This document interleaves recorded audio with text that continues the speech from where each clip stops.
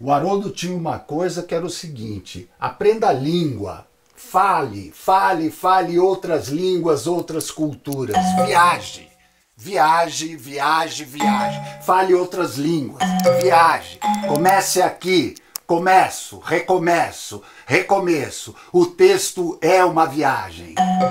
Nasce, morre, nasce, nasce, remorre, renasce. Foi o que mais traduziu e criou a transcriação, a transluciferação do texto. O Haroldo interessa a quem? A quem tem curiosidade na palavra, na cultura, nas línguas, na poesia, do passado, do presente, do futuro.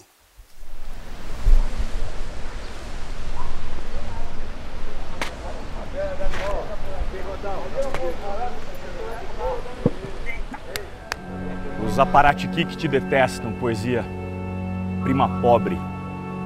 Veja-se a conversa de Benjamin com Brecht sobre Lukács, Gabor por ela, numa tarde de julho em Vendeborg. Poesia, fêmea contraditória, te detestam. Multifária, mais putifária que a mulher de Putifar. Mais Ofélia que ímen de donzela na antessala da loucura de Hamlet. Haroldo de Campos foi uma figura que congregava muitas coisas para as suas práticas teóricas, poéticas e tradutórias. Branco, vermelho, estanco, vermelho, espelho, vermelho, estanco, branco. Ele tinha a capacidade de mobilizar a poesia a partir dos seus mínimos elementos. Foi um dos teóricos que mais conseguiram mostrar que o mundo do significado é um mundo plural e nunca pode ser explicado por um elemento semântico exclusivo que seja decisivo. Mosca ouro? Mosca fosca, mosca prata, mosca preta, mosca íris, mosca relis, mosca nil, mosca vil, mosca azul, mosca mosca, mosca branca. Haroldo, onde é que você está? Haroldo, onde é que você está? Ah, tá aí. Dá um abraço, Haroldo. Puxa, vamos pintar um quadro juntos? Vamos pintar esse quadro e esse daqui, eu, você e o sapato. Vamos pintar os sapatos, em homenagem aos sapatos de Arthur. Oba! Quem está pintando não sou eu. As tintas e o ópio. Haroldo!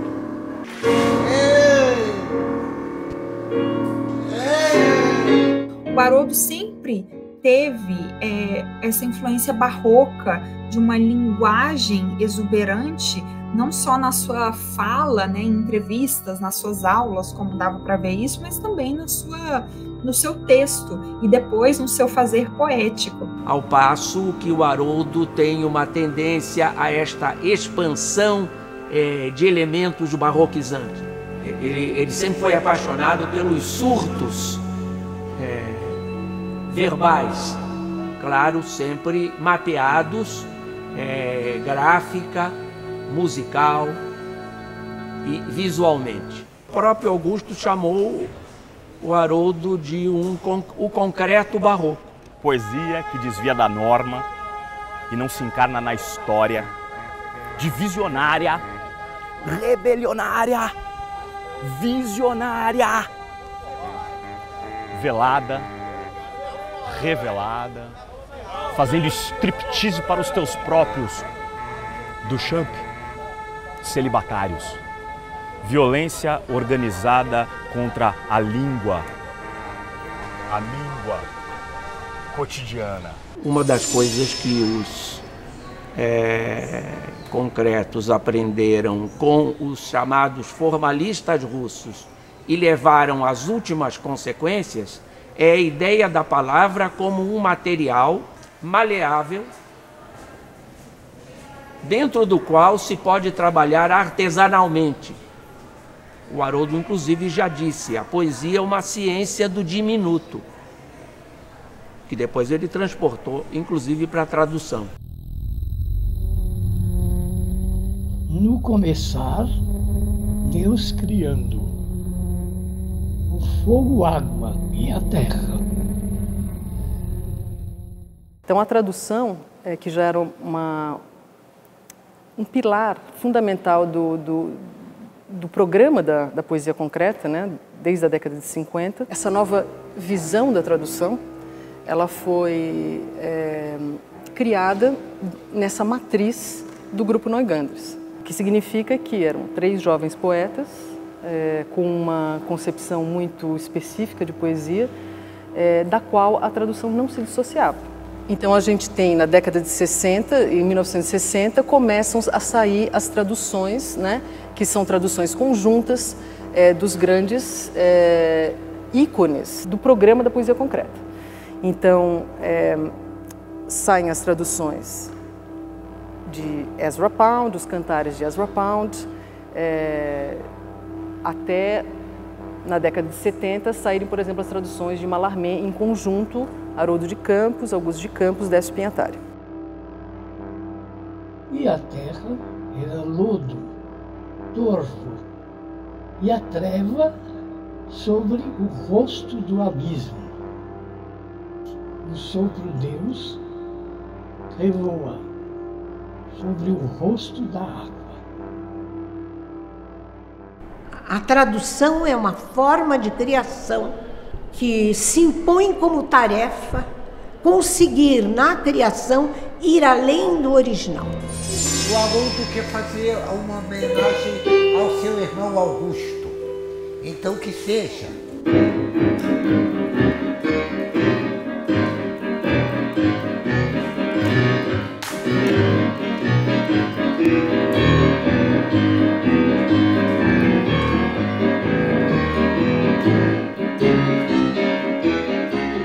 O livro Deus e o Diabo no Fausto de Goethe é um livro, né, de 1981.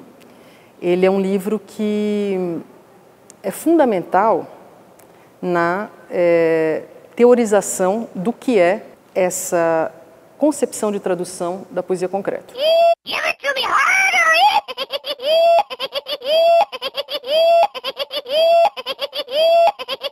Então, o que o Haroldo faz? O Haroldo ele vai resgatar uma tradição da literatura brasileira que ele vai introduzir nas suas traduções intertextualmente, né, como Morte e Vida Severina, de João Cabral de Melo Neto, mostrando, né, que a relação do leitor com um texto que tem muitos extratos, né, e muitos outros textos ali acumulados, ele vai reproduzir isso dentro de um contexto brasileiro. Então, hoje as pessoas conhecem bastante o Haroldo como tradutor porque ele falou da tradução. Ele inventou novos nomes para a tradução, a transcriação. Muitas vezes ele criava nomes para denominar aquela tradução que ele estava fazendo. O azul é puro, o azul é pus de barriga vazia. O verde é vivo, o verde é vírus de barriga vazia. O amarelo é belo, o amarelo é bile de barriga vazia. O vermelho é fúcsia, o vermelho é fúria, de barriga vazia. A poesia é pura, a poesia é para, de barriga vazia. Poesia em tempo de fome, fome em tempo de poesia, poesia em lugar do homem, pronome em lugar do nome, homem em lugar de poesia, nome em lugar do pronome, poesia de dar o nome. Nomear é dar o nome. Nomeio o nome. Nomeio o homem. No meio a fome. De sol a sol, soldado. De sal a sal, salgado. De sova a sova, sovado. De suco a suco, sugado. De sono a sono, sonado. Sangrado de sangue a sangue. Onde moe essa moagem, onde engrena essa engrenagem. Moenda, homem, moagem. Moagem, homem, moenda. Engrenagem, gangrenagem. Branco, branco, branco, branco, branco, branco. Yes! Yes! Yes! Precisa abrir outro amarelo. Amarelo, tá aqui. Branco, vermelho. Por que o Haroldo dava esses nomes diferentes para a tradução? Por que não simplesmente chamar de tradução? Porque havia uma disputa. E o tipo de literatura e de poesia que o Grupo Neugandry estava interessado em resgatar era um tipo de literatura em que fica claro que distingue a literatura de outras linguagens, ou seja, uma inseparabilidade entre forma e conteúdo. Walter Benjamin, que esperava o Messias saindo por um minúsculo arco da história no próximo minuto, certamente conheceu. Anunciada por seu Ângelos Novos, milimetricamente inscrita num grão de trigo no Museu de Cluny. Dizem que estás à direita, mas Marx, Lejeune, leitor de Homero, Dante, Goethe, enamorado da Gretchen, do Fausto, sabia que o teu lugar é à esquerda, o louco lugar alienado do coração. Se nasce, morre, nasce, morre, nasce, morre, renasce, remorre, renasce, remorre, renasce, remorre, desnasce, desmorre, desnasce, desmorre, desnasce, desmorre, nasce, morre, nasce, morre, nasce, morre, se, re. E Deus disse, seja luz, e foi luz. Ó criacre, osga, asco, canga, cangalho, cagaço, cansaço, cachaço, canga, carcaça, cachaça, gana. De míngua em míngua, de magro a magro, de morgue a morgue, de morte a morte. Só moagem, osso, moagem. Sem miragem, selva, selvagem. Servidão de passagem. Forma de fome, de Haroldo de Campos. Então, o que é a tradução, essa matriz de tradução, do ponto de vista teórico, né, de fato inventada, mas também resgatada pelo Grupo Neugandrys? É o tipo de tradução que sabe que o texto traduzido tem uma dinâmica. E se você não reconhecer a dinâmica da significação, ou seja, o que esse poema faz, né? Como esse poema age, se você não distinguir isso e só traduzir palavras, você não está traduzindo o poema. Então, o fato de eles darem tantos nomes diferentes para a tradução era simplesmente para marcar que o que eles estavam fazendo era uma coisa diferente, e era diferente. Na tradução dos textos bíblicos, por exemplo, né, existem marcações de intervalos entre, né, um fragmento e o outro do texto. E marcações gradativas, né, que são marcadas com 1, 2, ou 3 ou 4 sinais para indicar a duração.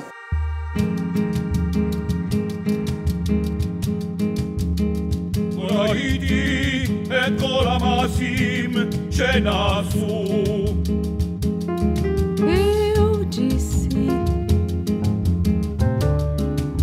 para o meu coração,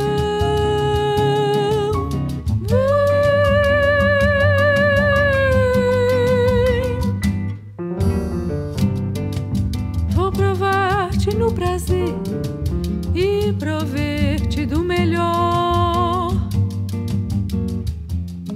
Isto, também isto, nevo nada. Isto, também isto, nevo nada. Então, o que é transcriação? É simplesmente uma boa tradução. É a tradução que faz jus ao texto original e que, ao mesmo tempo, como tradução, é um original em si mesmo. Tem a sua autonomia de original pelo fato de se realizar esteticamente como uma obra autônoma, sendo mesmo assim uma tradução do original.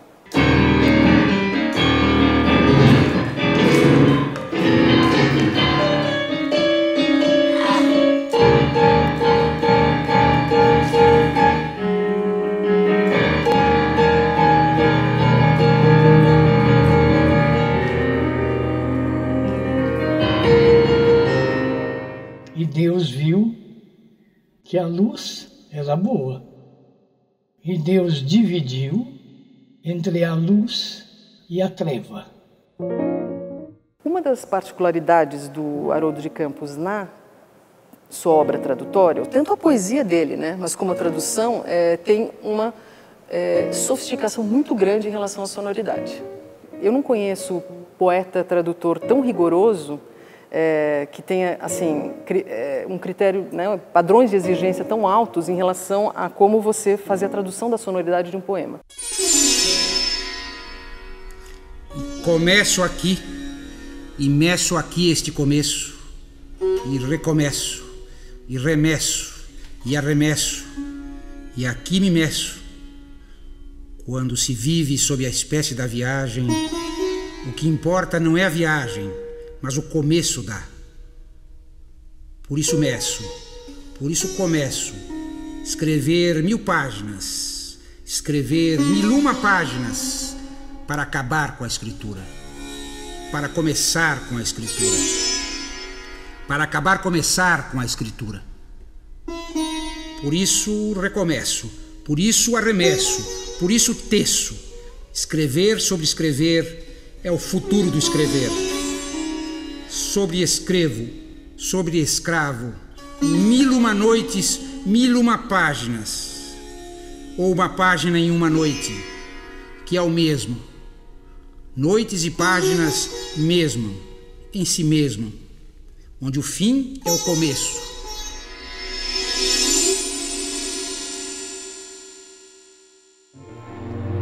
Vermelho, estanco, vermelho, espelho, vermelho, estanco, branco, branco.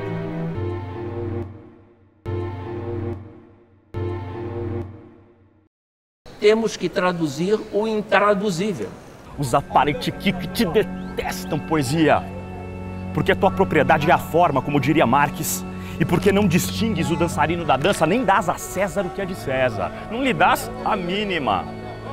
Catulo, sais com um poema pornô quando ele pede um hino. Fala, prata. Cala, ouro. Cara, prata. Coroa, ouro. Fala, cala. Fala. Prata. Cala. Ouro. Fala, clara. E Deus chamou a luz dia, e a treva chamou noite. E foi tarde e foi manhã, dia 1. As galáxias do Haroldo de Campos foram publicadas juntas em livro na década de 80, e o pressuposto da obra é ser uma obra limite entre a prosa e a poesia, como Caetano chamou, né, proesia. Um livro onde tudo seja fortuito e forçoso, um livro onde tudo seja, não esteja, seja, um umbigo do mundo livro, um umbigo do livro mundo, um livro de viagem, onde a viagem seja o livro. O ser do livro é a viagem. Por isso começo, pois a viagem é o começo. E volto e revolto, pois na volta recomeço. Reconheço, remesso. Um livro é o conteúdo do livro, e cada página de um livro é o conteúdo do livro, e cada linha de uma página, e cada palavra de uma linha é o conteúdo da palavra, da linha, da página, do livro. Um livro ensaia o livro. Todo livro é um livro de ensaio, de ensaios do livro. E é uma obra que rompe, então, de fato, fronteiras de linguagem e de línguas, né? Uma obra essa poliglossia de várias línguas presentes numa narrativa não convencional sobre viagens. Que a unha de fome da história não me come, não me consome, não me doma, não me redoma, pois no osso do começo só conheço o osso buco do começo, a bossa do começo, onde é viagem, onde a viagem é maravilha de torna-viagem, é tornação viagem de maravilha, onde a migalha, a maravilha, a para, é maravilha, é vanila, é vigília, é cintila de centelha, é favila de fábula, é lumínula de nada, e descanto a fábula, e desconto as fadas, e conto as favas, pois começo a fala. Então, as galáxias foram escritas, né, ao longo de 13 anos e publicadas dos anos de 63 até 76, e foi publicada pela primeira vez em 84. E na sua segunda edição foi lançada junto com o CD, porque desde o início a obra Galáxias foi pensada também para ser oralizada. Onde escrever sobre o escrever é não escrever sobre o não escrever. E por isso, começo. Descomeço pelo descomeço. Desconheço. Me teço.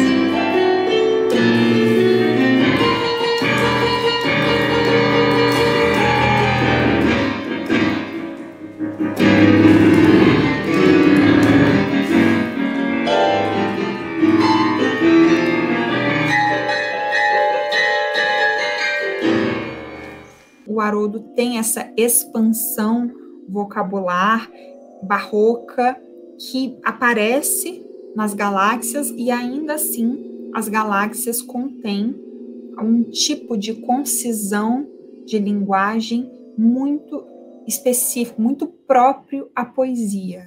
O admirável, o louvável, o notável, o adorável, o admirável, o lucrável, o nojável, o adorável, o grandioso, o fabuloso, o fenomenal, o colossal, o ganglioso, o flatuloso, o fedormenal, o culossádico, o meritíssimo, o venerando, o sacratíssimo, o sereníssimo, o merdentíssimo, o venelando, o cacratíssimo, o sifilíssimo.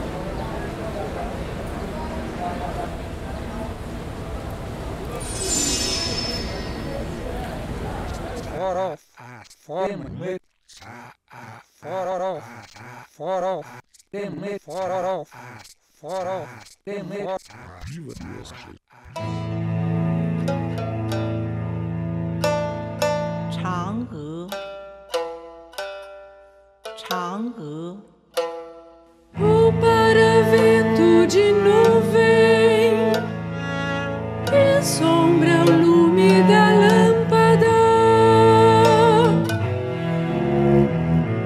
Seguindo a lenta Via Láctea,